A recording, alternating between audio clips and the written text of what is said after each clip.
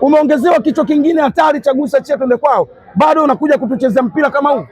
Kiukweli tumeshamuomba president kupitia vyombo vyetu vya habari, atakuwa amezipata. Tunaomba mwalimu aondoke, na kwa wale ambao wanafahamu namna ya kumtafsiria mwalimu, mwambieni wana Yanga wanasema hii mechi ya leo inatosha.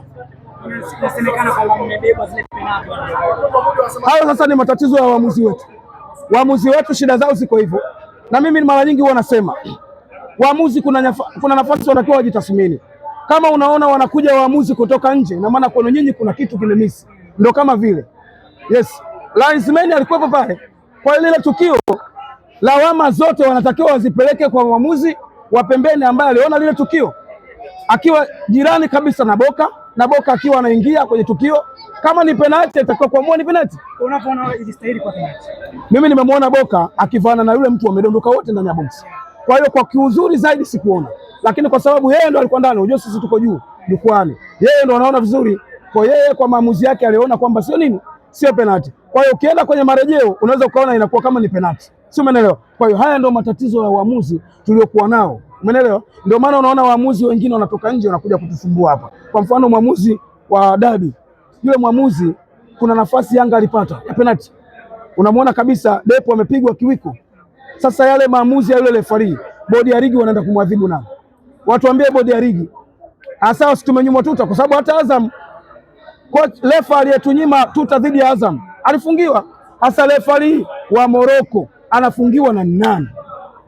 Na ametunyima Yanga penalti, inakuwaje?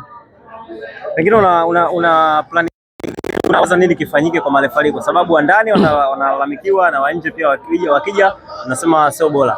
Wewe unapata faida ya video ya marejeo, lakini wao hiyo hawana. Kwa hiyo unafikiri nini kifanyike kwa marefari? Mimi cha kuwashauri ni kitu kimoja tu na nishawahi kushauri, kama inawezekana waamuzi wetu watafutiwe njia mbadala. Kwanza, kama itampendeza waziri mwenye dhamana ya michezo awaite waamuzi wote, alafu wasikilize changamoto zao. Tunaweza tukawa tunawalaumu, kumbe waamuzi hata posho hawapati, si ndio? Unaweza kuwa unamlaumu mwamuzi, kumbe hata pesa yake hapati. Sasa kama ana changamoto zake akikueleza, hapo ndo utakapojua kwamba thamani ya huyu mwamuzi imepotea kiasi gani, si ndio?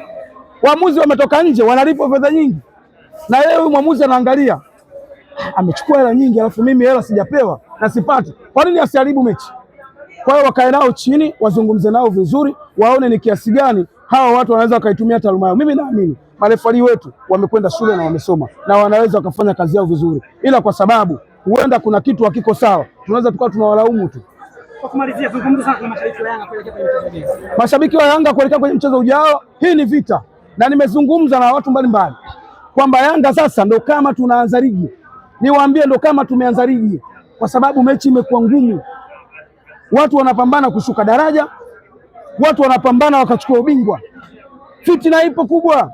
Leo hii ziko za ndani tumezipata, tuweze kusema kuna timu ambayo tunakimbizana nayo kwenye ubingwa, inaenda kwa viongozi mbalimbali na wengine viongozi wa stafu, huku wakizungumza mipango ya kuitoa Yanga kwenye ubingwa. Si tunajua, tuambie wana Yanga focus yetu, kila tulichokifocus siku ya leo, nguvu tulioitumia siku ya leo nje ya uwanja, hakikisha tunasaidia timu yetu tuendelee kupambana sana.